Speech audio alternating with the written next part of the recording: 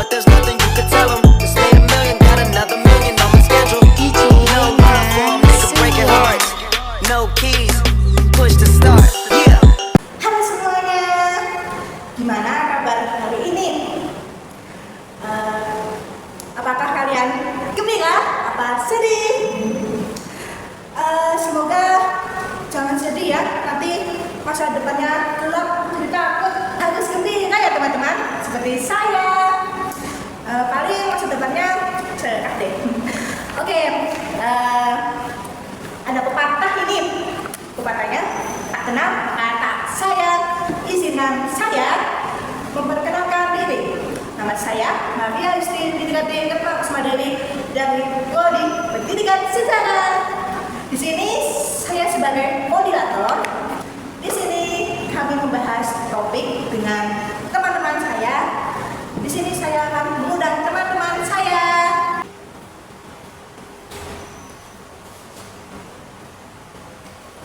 Saya akan memberi kesempatan buat teman-teman saya untuk perkenalkan dari Halo, nama saya Celia Seti Apreni dari Prodi Pendidikan Sejarah.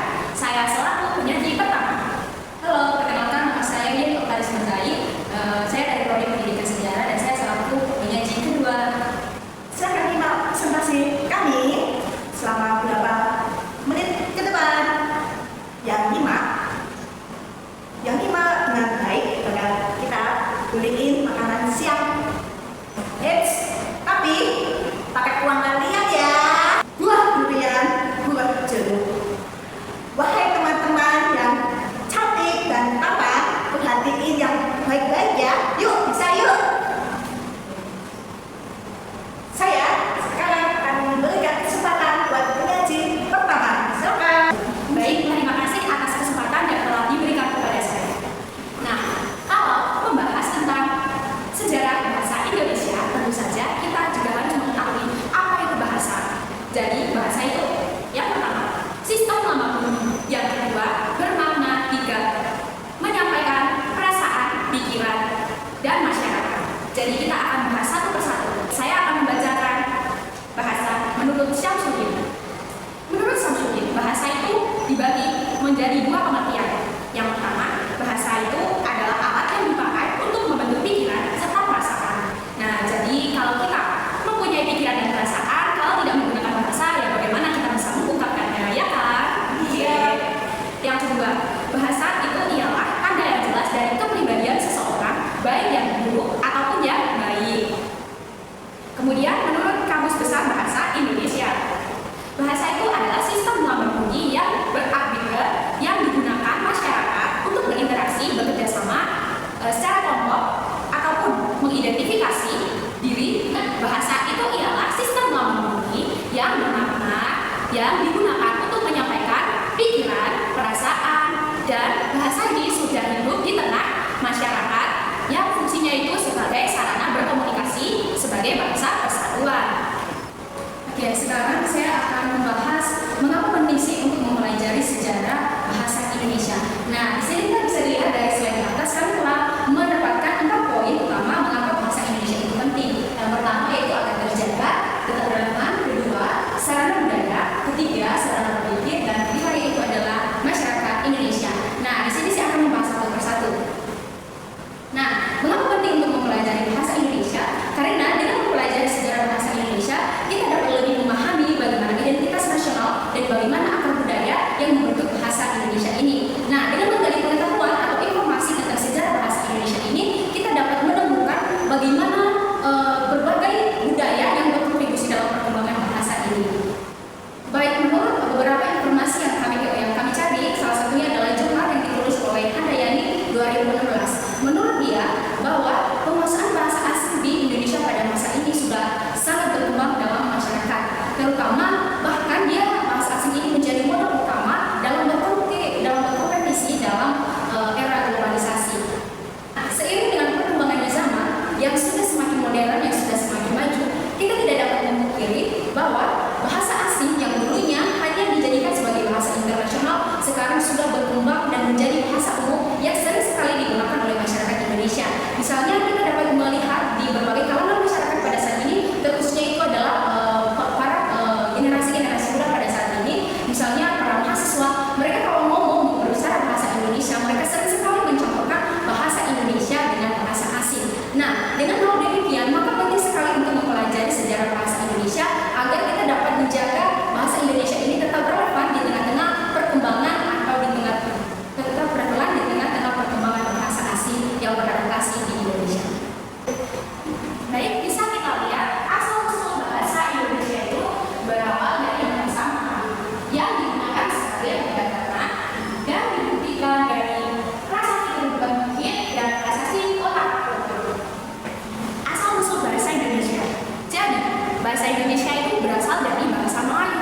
bahasa Melayu ini jika berasal dari bahasa Indonesia, yang merupakan salah satu bahasa daerah di Indonesia. Bahasa Melayu itu sudah menjadi lingua frasa. Jadi, kalian tahu tidak apa itu lingua frasa? Lingua frasa itu adalah bahasa penghubung. Dulu itu ada sebuah perdagangan yang dilakukan oleh bangsa kita, terus ada orang-orang dari Tiongkok, Gujarat, dan mereka itu berdagang. Mereka membeli rempah-rempah dari Indonesia, tapi mereka itu juga mempunyai kan bahasa sendiri kan. Jadi mereka dan kita itu menggunakan bahasa Melayu sebagai bahasa penghubung. Dikarenakan jika kita melakukan sebuah perdagangan tanpa kita memahami apa yang dimau dengan pembeli, apa yang dimau dengan penjual di dalam sebuah perdagangan, itu tidak akan mencapai kesepakatan bersama apabila keduanya tidak memahami bahasa satu sama lain, sehingga mereka dan kita sebagai bangsa Indonesia dulu itu menggunakan bahasa Melayu sebagai bahasa penghubung. Dan kemudian itu bahasa yang kita gunakan itu dulu adalah bahasa Melayu kuno, karena dulu itu ada kerajaan di Malaka, yaitu kerajaan Melayu. Kerajaan Melayu itu dikuasai oleh kerajaan Sriwijaya. Namun bahasa itu bercampur dengan atau dipengaruhi dengan bahasa Sanskerta pada abad ke-7 ya itu. Jadi bahasa itu dinamai dengan bahasa Melayu kuno. Bukti pemakaian bahasa Melayu dimulai pada masa kerajaan Melayu dan Sriwijaya itu dilihat dari prasasti kedudukan bukit yang ditulis pada tahun 482 Masehi menggunakan aksara Pallawa dan bahasa Melayu kuno yang isinya itu tentang proklamasi dan itu tentang persatuan kerajaan Sriwijaya. Kemudian yang kedua itu adalah prasasti Kota Kapur.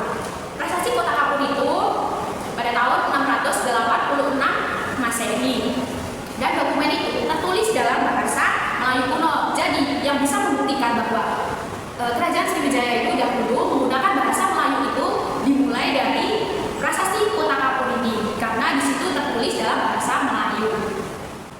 Baik, sekarang kita akan membahas tentang bagaimana perkembangan bahasa Indonesia. Nah, kami telah mendapatkan poin yaitu terdiri dari 6 poin dari perkembangan bahasa Indonesia.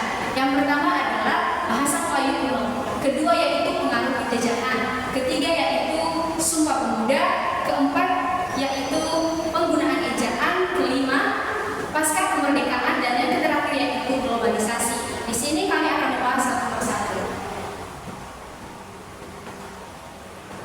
Yang pertama adalah bahasa Melayu kuno. Nah, seperti yang kita ketahui dari presentasi sebelumnya bahwa asal usul dari bahasa Indonesia ini merupakan yaitu berasal dari bahasa Melayu. Dan bahasa Melayu ini bisa dikatakan bahwa dia menjadi fondasi atau cikal bakal dari bahasa Indonesia.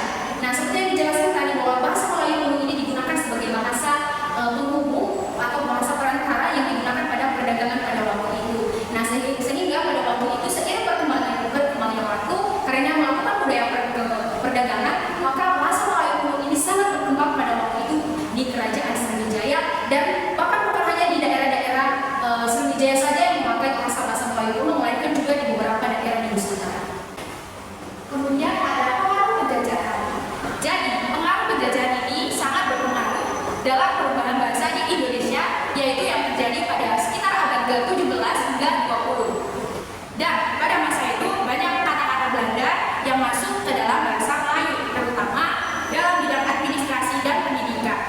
Tujuan pertama Belanda itu adalah sistem pendidikan. Tetapi mengapa kita itu tidak menggunakan bahasa Belanda? Ya karena bahasa Melayu itu sudah menyeluruh di seluruh Nusantara. Jadi kita itu tidak menggunakan bahasa Belanda. Tapi pada awalnya itu orang-orang Belanda itu menginginkan agar kita semua itu menggunakan bahasa Belanda. Tetapi karena itu sudah menyeluruh di Nusantara, kita diizinkan oleh Belanda menggunakan bahasa Melayu sebagai bahasa resmi kedua setelah bahasa Belanda. Nah, perkembangan yang selanjutnya adalah Sumpah Pemuda. Nah, Sumpah Pemuda ini merupakan momen yang sangat terpenting dalam sejarah perkembangan bahasa Indonesia. Mengapa demikian? Karena pada saat ini tepatnya di peristiwa perikraran Sumpah Pemuda, tepatnya pada tanggal 28 Oktober 1928, bahasa Melayu dipilih sebagai bahasa persatuan Indonesia atau disebut sekarang adalah bahasa Indonesia. Nah, pada peristiwa Sumpah Pemuda ini seluruh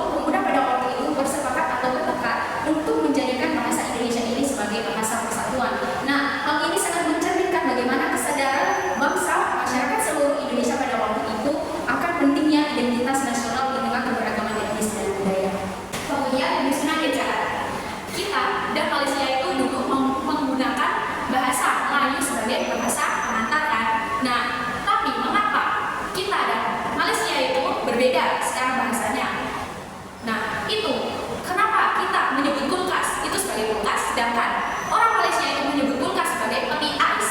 Dan itu dimulai sejak ada standarisasi. Dulu itu kan kita dijajah oleh orang-orang Belanda. Nah, Malaysia dijajah oleh orang Inggris, dan kita itu menggunakan standarisasi dari seorang Belanda yang bernama Van Occasion pada tahun 1901. Kemudian Malaysia itu menggunakan standarisasi dari orang Inggris, dan kemudian ejaan yang disempurnakan itu adalah tahun 1972. Sedangkan standarisasi ejaan yang disempurnakan di Indonesia pada saat ini adalah DBD Style 5. Jadi dalam proses standarisasi ini bisa mempermudah kita dalam penggunaan bahasa dan saat kita belajar. Jadi kita itu belajar. Nah, kita kan sama-sama belajar. Dalam sekolah itu kan kita tentu saja menggunakan bahasa Indonesia kan. Nah, itu yang bisa disebut dengan penggunaan bahasa saat pembelajaran.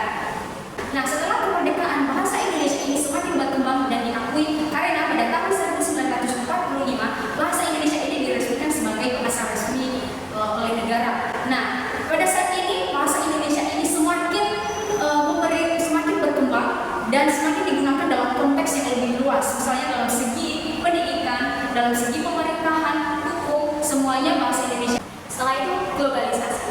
Jadi globalisasi ini juga mempengaruhi perkembangan bahasa Indonesia. Karena apa? Dalam era globalisasi ini bahasa Indonesia juga beradaptasi kan, juga berkembang. Lalu kata-katanya juga ada yang bertambah gitu kan, ada bahasa asing gitu. Jadi kita itu dalam sosial media gitu kan ya. Misalnya saya mau WA teman saya, tapi saya itu menggunakan bahasa Indonesia, saya campur dengan bahasa Inggris atau saya campur dengan bahasa Jawa dan bahasa-bahasa yang mengintegrasikan teknologi modern dalam komunikasi. Jadi bahasa gaul itu yang biasa kita pakai itu juga adalah bahasa-bahasa dari yang kita serap dari bahasa asing. Nah, sekarang kami akan membahas tentang bagaimana kedudukan bahasa Indonesia. Yang pertama itu adalah bahasa persatuan, yang kedua yaitu bahasa nasional, ketiga adalah bahasa Indonesia, dan yang keempat yaitu bahasa standar. Nah, yang pertama yaitu bahasa persatuan. Nah, sebagai kedudukan bahasa Indonesia sebagai bahasa persatuan, bahasa Indonesia memiliki peran yang sangat penting untuk mempersatukan berbagai budaya-budaya atau perbedaan yang ada di Indonesia. Misalnya, kita telah mengetahui bahwa Indonesia ini atau negara kita ini terdiri dari berbagai perbedaan, mulai dari agama, budaya, terutama bahasa. Maka bahasa Indonesia ini menjadi bahasa atau komunikasi yang sangat penting untuk melakukan persatuan. Misalnya dari berbagai bahasa yang ada, misalnya kita bertemu dengan suku-suku yang berbeda, dia menggunakan bahasanya sendiri dan saya juga menggunakan bahasa daerah saya sendiri. Nah, dengan adanya bahasa Indonesia maka kita dapat lebih mengerti apa yang maksud dan tujuan kita masing-masing. Kemudian ada bahasa nasional.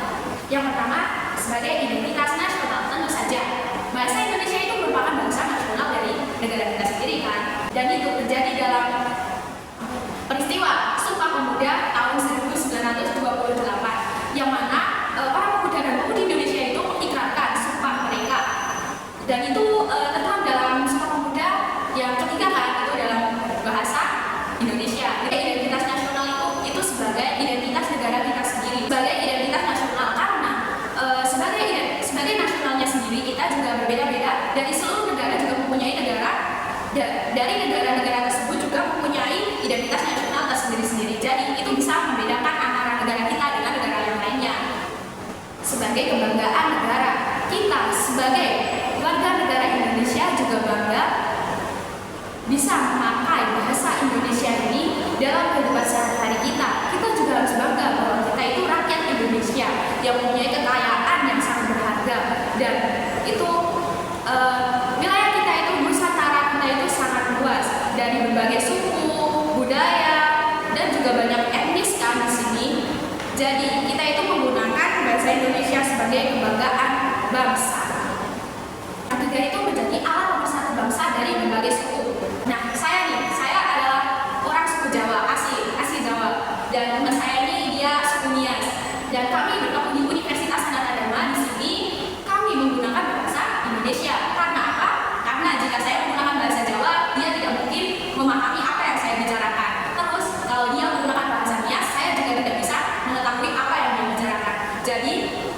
Kita kalau menggunakan bahasa Indonesia itu kita seperti lebih sinkron. Kemudian ada alat penghubung antar daerah dan budaya. Seperti yang saya sebutkan tadi, negara kita itu mempunyai banyak perbedaan, banyak suku, budaya gitu kan. Tapi di sini itu kita fungsinya itu bahasa ini adalah fungsinya sebagai penghubung antar daerah dan budaya.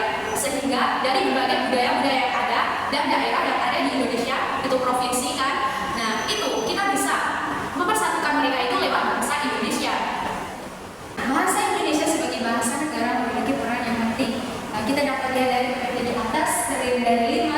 Yang pertama yaitu sebagai bahasa pengantar dalam pendidikan. Sebagai bahasa negara, bahasa Indonesia ini memiliki peran penting dalam mengantar pendidikan. Misalnya, kita sebagai pelajar atau mahasiswa yang terdiri dari berbagai suku dan bahasa yang berbeda, maka ketika melakukan pembelajaran atau proses pembelajaran dalam kelas, maka kita akan menggunakan bahasa Indonesia ini sebagai pengantar dalam pendidikan. Karena dengan menggunakan bahasa Indonesia kita dapat lebih mudah memahami apa yang dimaksud dengan materi-materi yang disampaikan. Yang kedua yaitu bahasa resmi kenegaraan. Nah, seperti yang telah kita ketahui tadi bahwa bahasa Indonesia ini dikatakan sebagai bahasa resmi kenegaraan yang digunakan dalam konteks yang luas. Misalnya bahasa Indonesia ini digunakan dalam berbagai konteks seperti pemerintahan, hukum, pengantar pendidikan, sosial, dan budaya. Kemudian yaitu bahasa media massa. Nah, bahasa Indonesia ini seringkali digunakan pada media massa, misalnya seperti koran, televisi, atau digunakan untuk memberitahukan informasi-informasi kepada orang-orang, misalnya dalam penonton berita atau khalayak umum atau masyarakat Indonesia. Yang kemudian yaitu bahasa pengembangan dan pemanfaatan ilmu pengetahuan dan teknologi. Jadi bahasa Indonesia ini juga digunakan dan dimanfaatkan untuk mengembangkan pengetahuan teknologi dan informasi. Yang terakhir yaitu bahasa resmi pembangunan kebudayaan. Nah, bahasa Indonesia ini juga digunakan sebagai bahasa untuk mengembangkan budaya-budaya atau sastra yang ada di Indonesia. Karena dengan menggunakan bahasa Indonesia ini, kita dapat lebih bisa menyebarkan budaya-budaya kita lewat bahasa Indonesia. Jadi, bahasa standar ini berfungsi sebagai norma bahasa tulis yang di situ sebagai kerangka acuan bagi para pemakainya, sebagai perangkat komunikasi resmi, dan biasanya itu digunakan oleh penyiar-penyiar radio, televisi, dan media massa gitu kan. Nah, tapi umumnya itu bahasa standar ini diajarkan oleh orang-orang asing, seperti turis yang berdatangan di Indonesia. Jadi kita mengajarkan bahasa standar itu kepada turis-turis yang datang di Indonesia. Misal mereka itu dari Inggris kan, mereka ingin belajar bahasa Indonesia gitu kan. Nah, mereka itu harus belajar tentang bahasa standar. Jadi kita mengajari mereka tentang bahasa standar dulu. Dan itu bahasa standar itu kan memang standarnya masih begitu kan. Jadi masih lebih mudah. Mereka juga masih lebih mudah memahami apa itu bahasa-bahasa Indonesia itu tentang soal saya mau makan atau saya mau mandi, saya mau tidur gitu kan. Nah, kalau kata-kata kerja yang lebih susah, biasanya mereka diajarkan lebih ke atas. Silakan moderator. Jadi, kesimpulannya, bahasa Indonesia adalah hasil dari sejarah panjang interaksi budaya yang menghubungkan elemen-elemen dari berbagai bahasa dan tradisi. Pengembangannya yang dinamis mencerminkan identitas nasional dan